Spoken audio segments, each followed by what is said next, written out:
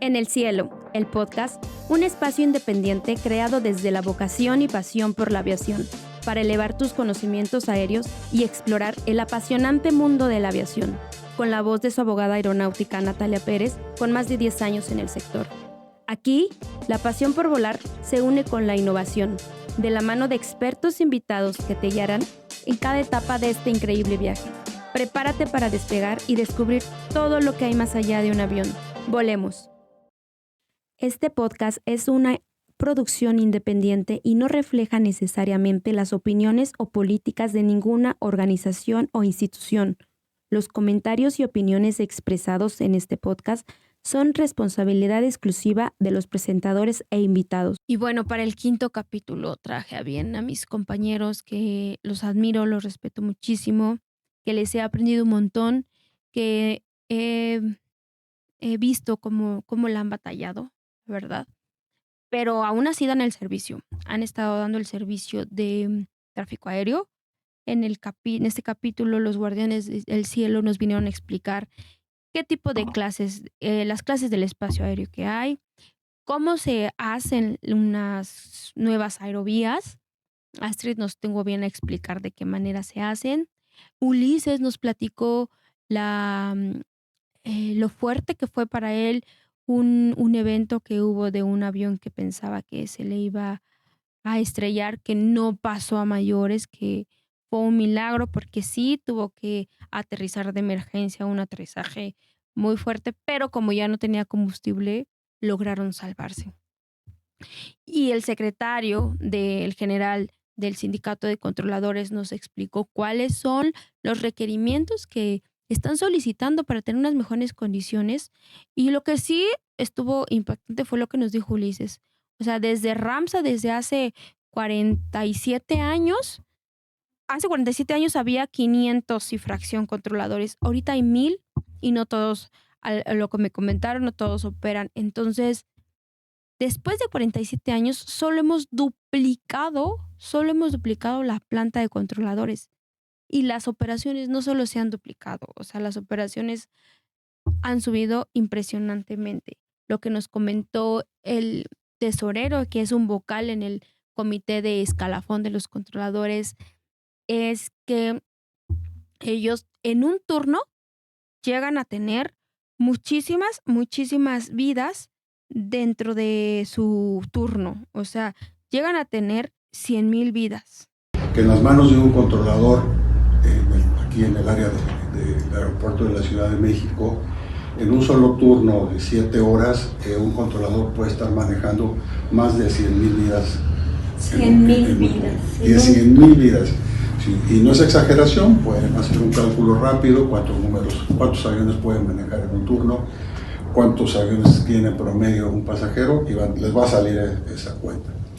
Entonces, el escalafón de nosotros, el primer punto, porque es el que marca la ley, es el de la antigüedad. Está organizado por la antigüedad. Para nosotros la antigüedad la traducimos con otra palabra, es la experiencia. Claro. Porque la experiencia solo se adquiere a través de la antigüedad, de estar practicando. El otro factor son los conocimientos. O sea, el controlador debe de demostrar, para poder ir ascendiendo, poder escalando en las posiciones de controlador de tránsito aéreo, tener la seguridad de que podemos mantener nuestro trabajo. Ya no solo depende de nuestros conocimientos, nuestras habilidades y nuestra conocimientos, habilidad y experiencia, sino que también depende de que tengamos la salud para mantenernos en nuestro trabajo.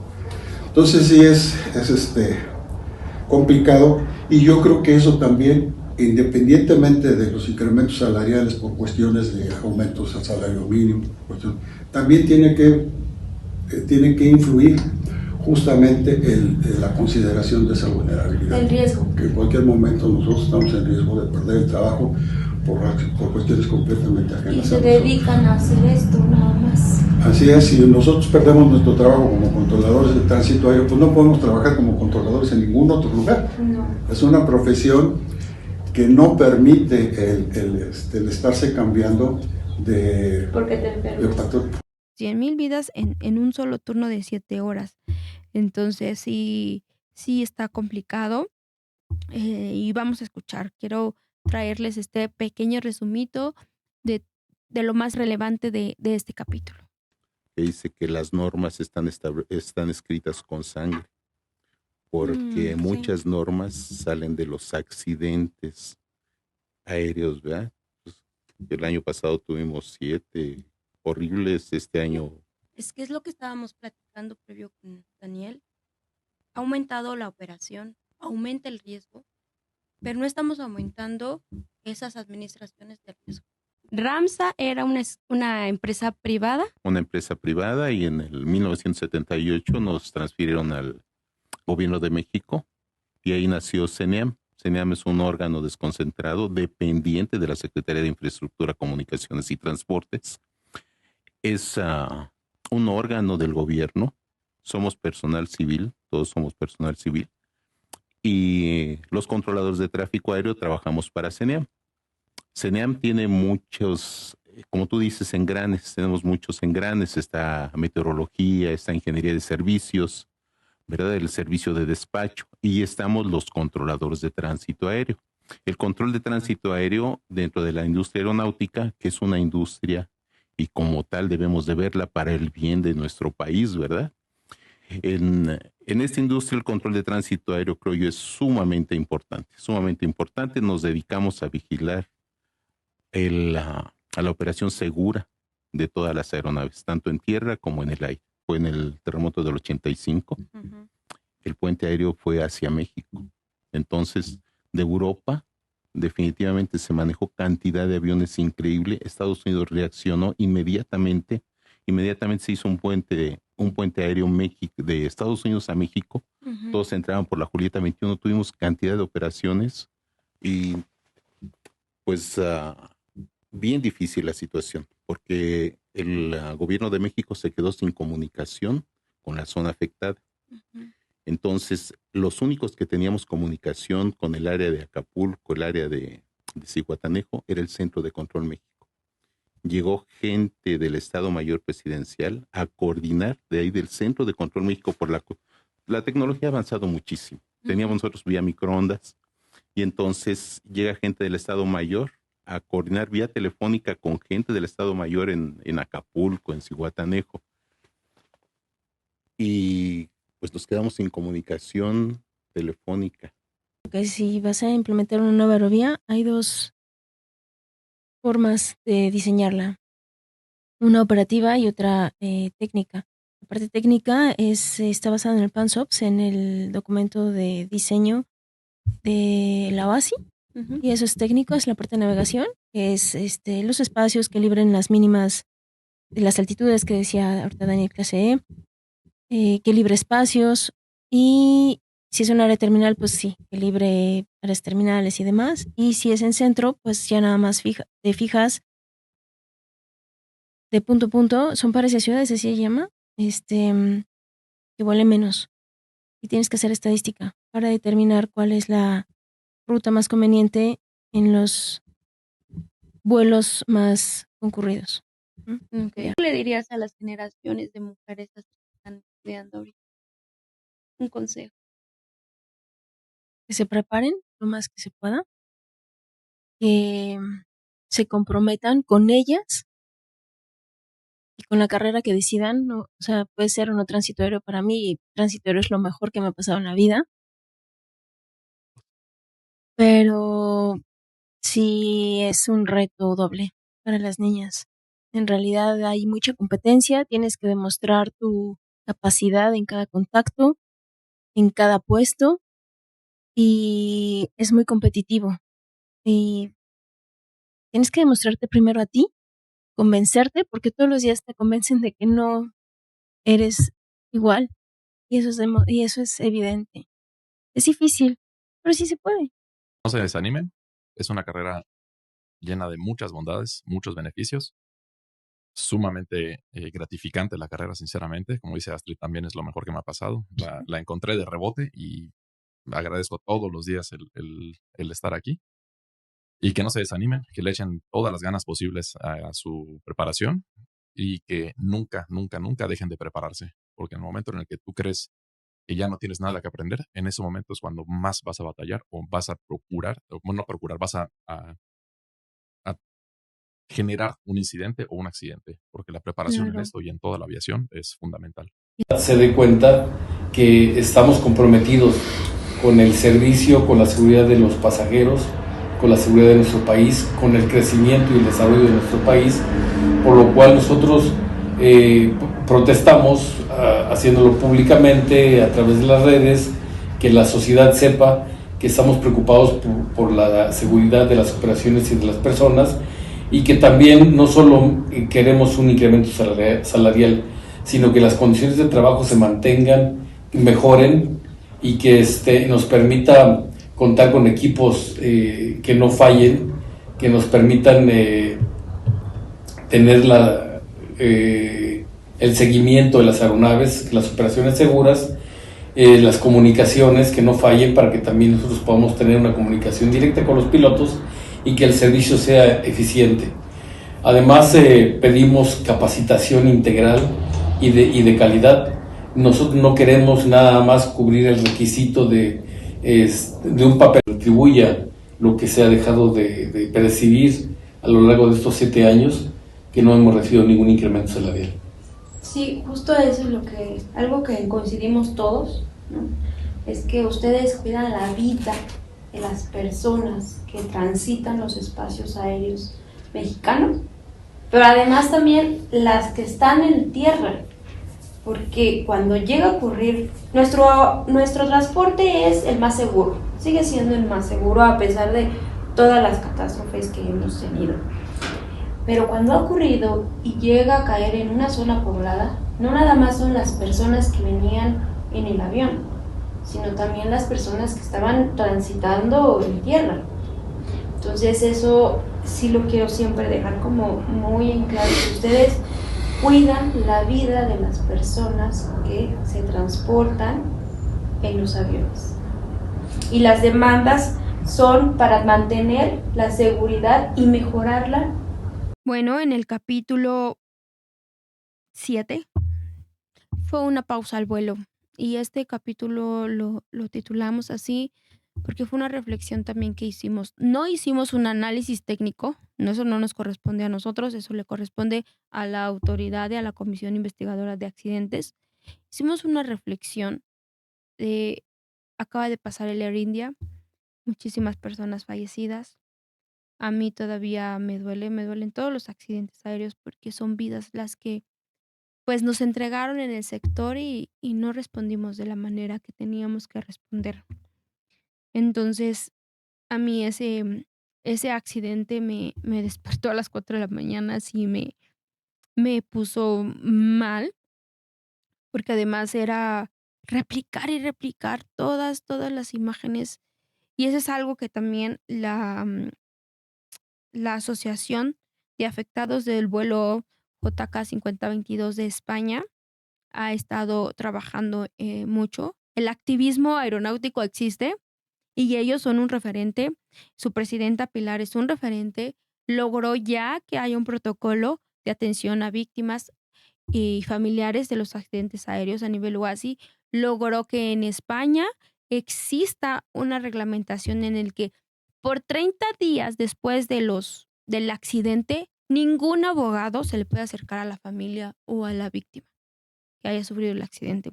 Entonces, esos son avances que se han logrado gracias al activismo aeronáutico que existe, porque sí existe. Entonces, esta pausa al vuelo hicimos esta retrospectiva en el factor humano es determinante para la seguridad. Tenemos que cuidar al factor humano. Emocionalmente tenemos que atenderlo. La salud mental no es un lujo para ningún ser humano, y en la aviación tenemos el doble de la responsabilidad para tenerla. Entonces, nosotros tenemos que tener políticas públicas dentro de nuestro sector, a nivel OASI ya lo tiene, a nivel estados contratantes, en el que tengamos la obligatoriedad de cuidar de la salud mental del personal técnico aeronáutico y de todo el personal que está dentro de una operación aérea, porque si no pasan estos accidentes. Entonces, quiero ponerles aquí justamente unos pequeños fragmentos de cómo se debe de cuidar el factor humano, alimentación, salud mental y algo que nos ha faltado mucho, que yo he visto, es el liderazgo. Y el liderazgo humanista que se requiere y invertir en el personal es invertir en seguridad. Entonces, escuchemos estos fragmentitos. Hola a todos, antes que nada muchas gracias a Natalia por permitirme estar en este espacio. Me presento, soy Georgina Gamiño, licenciada en Nutrición y Ciencia de los Alimentos, próxima especialista en obesidad y comorbilidades asociadas. Y el día de hoy les quiero platicar un poquito de mi experiencia trabajando con personal aéreo. Uno de los principales retos más grandes que he tenido en trabajar con este tipo de población es su horario laboral, porque suelen tener un horario laboral algo pesado, entonces sus tiempos de alimentación o sus tiempos de hacer actividad física son muy reducidos. Nos tenemos que adaptar al horario que ellos pueden presentarse en cuanto a actividad física, a tiempos de comida, que puedan establecer bien estos tiempos de comida y sobre todo que no dejen de hacer ejercicio y sobre todo también la parte del sueño, que siempre esté en óptimas condiciones. Otra cuestión a trabajar en este tipo de población son las prioridades. Yo sé que en este tipo de población muchas veces el comer bien, el descansar lo suficiente o el realizar actividad física no suele ser lo más importante, pero siempre les hago hincapié en que si estas tres cosas están en óptimas condiciones, la parte laboral o profesional va a estar mejor. Uno de estos pacientes un día me platicaba que en este tipo de trabajo les hacen mucho hincapié en el peso corporal total. Hoy, como especialista en nutrición y ciencia de los alimentos, les hago mucho hincapié en lo que más importa es la composición corporal, donde evaluamos porcentaje de grasa, masa muscular y el peso sí, pero influyen otros factores que no solo es el peso corporal total. Y bueno, para finalizar, lo que suelo rescatar con este tipo de pacientes es el tiempo. Yo sé que no todos los días van a tener el mismo tiempo para realizar sus 3 tiempos de comida fuertes, sus colaciones y realizar algo de ejercicio, pero que siempre dediquen al menos 20 minutos a cada tiempo de comida y al menos de 20 a 30 minutos de ejercicio para sí tener algo de actividad física y no estar sedentarios. Ahora ya lo sabes, si tú eres parte de este sector aéreo o tienes dudas, te espero en mi consulta o sígueme en mis redes sociales. Hablar de salud mental en aviación era algo inimaginable, hasta que llegó la pandemia y fue un tema de preocupación, no solo para las autoridades aeronáuticas, sino también para los operadores. Hablar de salud mental en aviación es un factor crítico que atenta contra la seguridad aérea y con el bienestar, en líneas generales, de toda la población que hace vida en ella. Entre algunas medidas que se pueden implementar para mejorar la salud mental están los programas de apoyo entre pares, también está la capacitación en cuanto a la gestión del estrés, un poco trabajar el estigma que se tiene con respecto a ella y promover programas de bienestar de autocuidado. Trabajar en la salud mental del personal técnico aeronáutico es trabajar en la eficiencia y en la seguridad de las operaciones. Abordamos el factor humano directamente con el capitán Alejandro Ramírez y amigo. Él nos dijo que cómo debe ser un líder en cabina. Dentro de la cabina, dentro de la tripulación existe un líder. En ese caso eres tú. ¿Qué es ser un líder en cabina? Un líder es saber llevar a tu tripulación de un punto A a un punto B de una manera correcta, que ellos tengan las ganas y la intención de seguirte. No puedes ser muy autoritario, pero tampoco puedes ser muy blando. Pues tienes que tener el equilibrio perfecto para que te respeten, pero también te admiren. No puede ser muy blando, pero tampoco puede ser autoritario. Tiene que tener una buena comunicación y además nos explicó cómo es el desgaste del combustible cuando hay mal tiempo. Nos dijo las habilidades, nos comentó todos los conocimientos meteorológicos que debe de tener un piloto. ¿Qué significa que el capitán en vuelo diga tripulación 10,000 pies? Es una norma y es porque se tiene que hacer todo por la seguridad.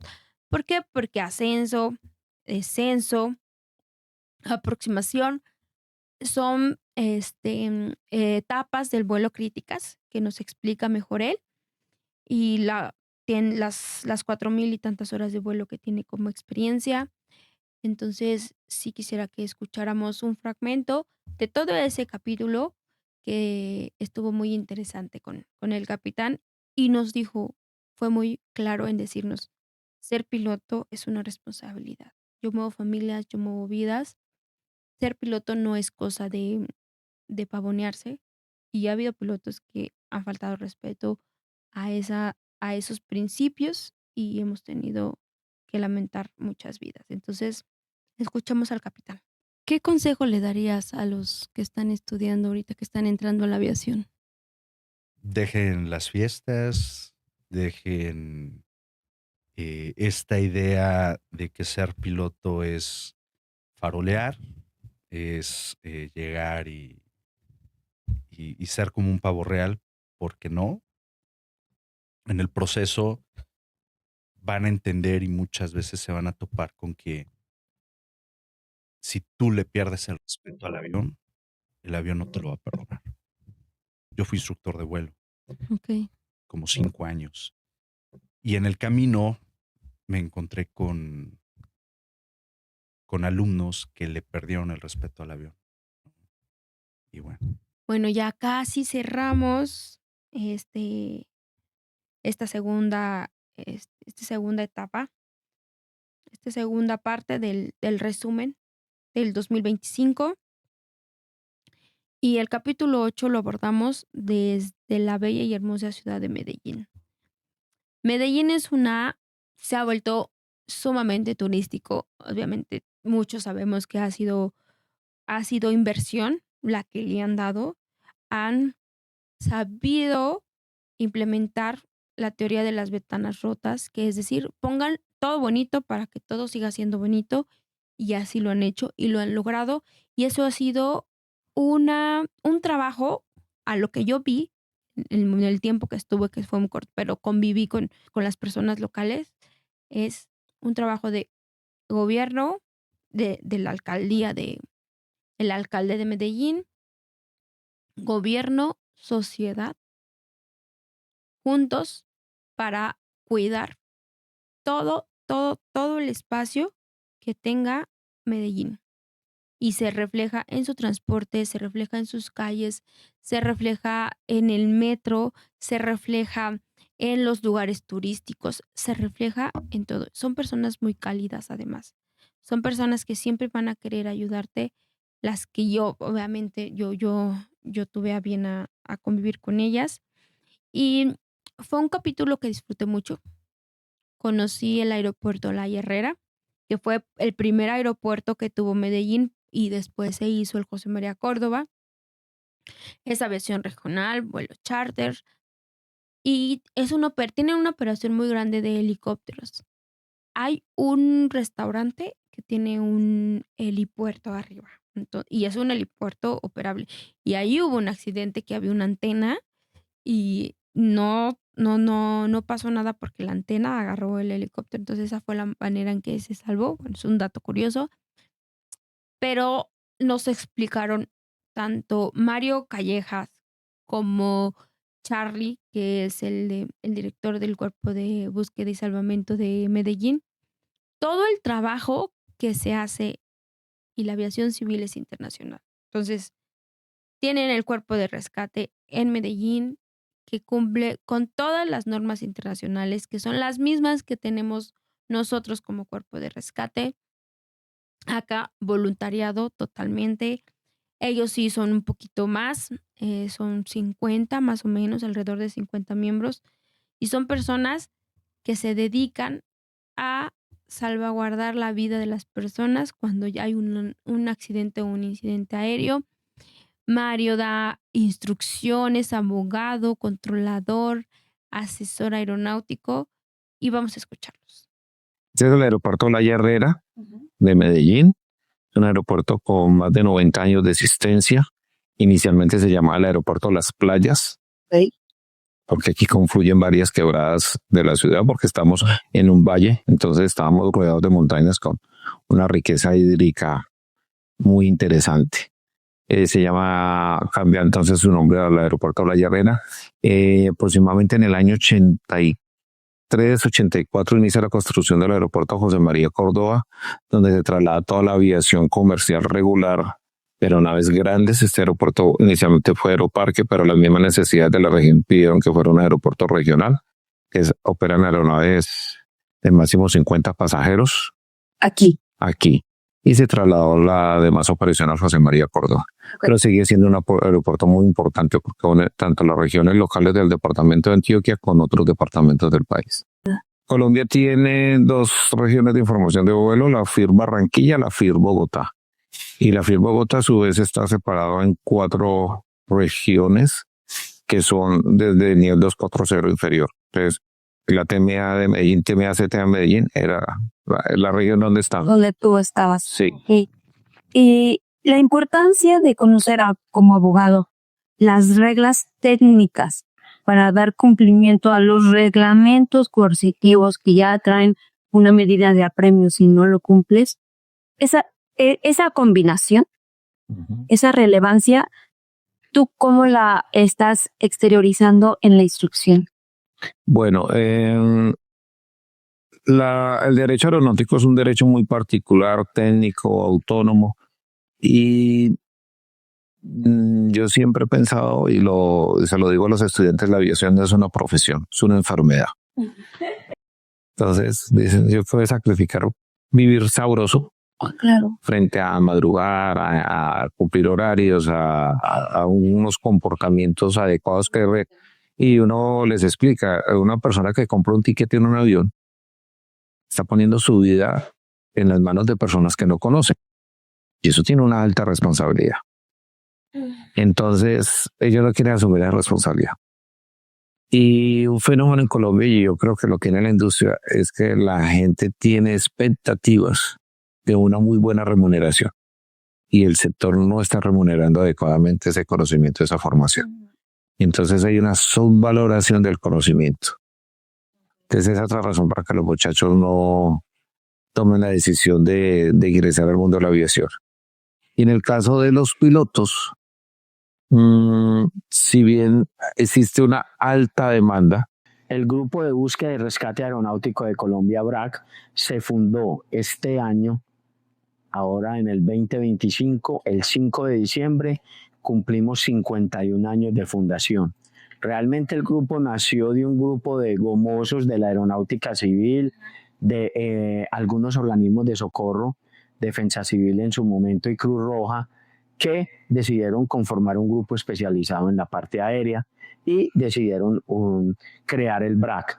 Realmente el grupo tuvo vida jurídica en 1976 y en 1974 fue que se creó, básicamente. Okay. ¿Y quién lo fundó? El grupo fue fundado por el señor Gilberto Molina, Mario Flores y el capitán Álvaro Guerrero. En el 2016 tuvimos un accidente en Quibdó donde fallece el piloto y la persona que sobrevive es una joven que apenas cumple la mayoría de edad, 18 años, y su bebé de 3 meses quedaron metidos en la selva de la serranía del Alto Bauló. Estuvimos 5 días haciendo búsqueda y los logramos encontrar vivos.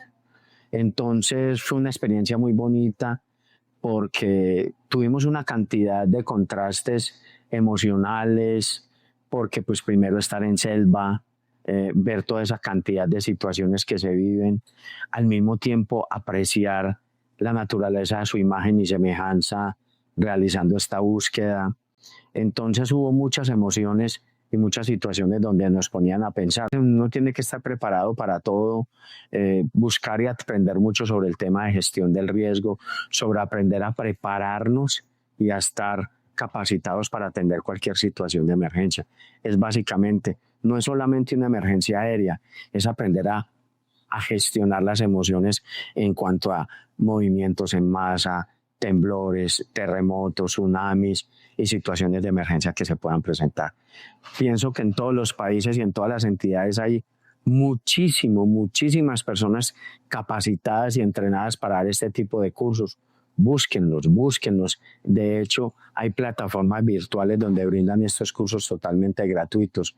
Entonces es un llamado a toda la comunidad de las empresas para que se capaciten y eso sí, que se capaciten con personal y personas idóneas y que puedan sacar ustedes el mejor provecho para su vida. Bueno, pues muchas gracias. No, Natalia, Aquí, gracias por venir, Bien. por invitarme y bueno, bienvenida a Medellín cuando quieras. Sí, no. La verdad, yo quedé, le decía a Mario, asombrada con el transporte. Sí, es un muy buen transporte. No, y Muy esto, educado. sí, la gente aquí es muy educada y es muy amable. Cálida. Muy cálida. Sí, aquí es es una ciudad, me siento muy orgulloso de ser paisa de Medallo, como decimos vulgarmente. Y bueno, cerramos esta segunda parte de este capítulo y lo abordamos desde el tema Huasi.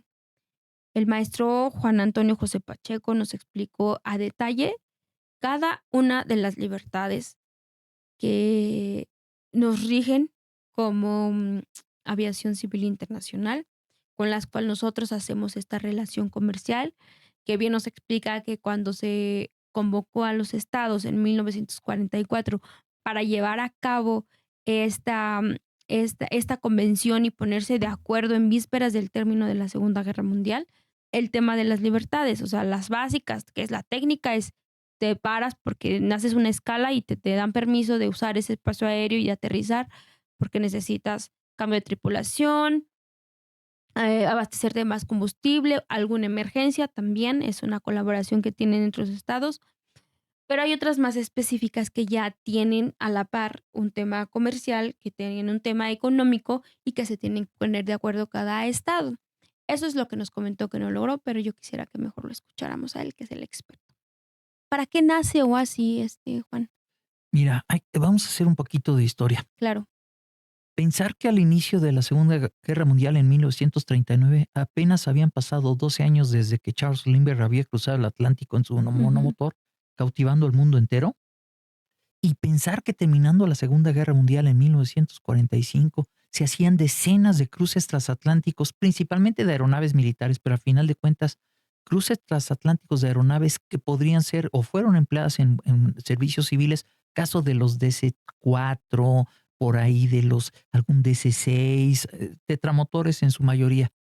Habla de que en unos cuantos años, es decir, durante la Segunda Guerra Mundial, hubo un crecimiento explosivo de la tecnología aeronáutica, lo cual combinado al nuevo orden internacional en el marco de la paz que preveía o nos permitía anticipar un crecimiento importante de la demanda de aerotransporte nacional e internacional global, y ante el caos regulatorio que había, que cada país hacía lo que quería en materia de aviación civil, de la misma forma que los gobiernos se pusieron de acuerdo para ordenar al mundo de la posguerra en temas como sus relaciones internacionales, la paz mundial con la ONU, la FAO, alimentación, la OMS, salud, la Unión Postal Universal, etcétera, los gobiernos del mundo anticiparon la necesidad de requerir un marco, un fuselaje, como dices, que permita poner orden, estandarizar, normalizar y por ende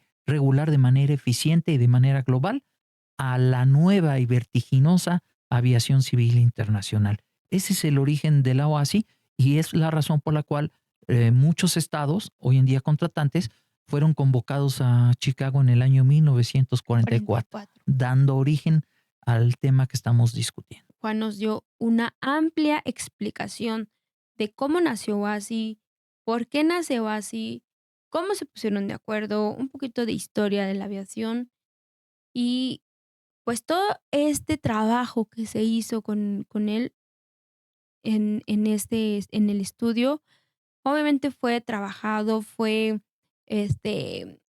elegido para poderles entregar a ustedes al final del día la información un poco más digerida de qué es OASI, porque es un tema súper amplio, es un tema infinito que cada momento se va actualizando. Entonces, espero que hayan disfrutado estos 9 capítulos que tuvimos a bien hacerles para que conozcan todo lo que hay más allá de un avión, que no solo es comprar el vuelo, no solo es documentar. Sí es bien padre viajar, ir de aquí para allá. Sin embargo, todo el trabajo que hacemos dentro del sector para tener una operación segura, eficaz, a tiempo y que cumpla con el plan de vuelo que se estableció, es infinito. O sea, es un trabajo de todos los días. La aviación civil es 24/7. La aviación civil no descansa. Y pues espero hayan disfrutado estos 9 capítulos y vamos por más conocimiento aeronáutico. Gracias.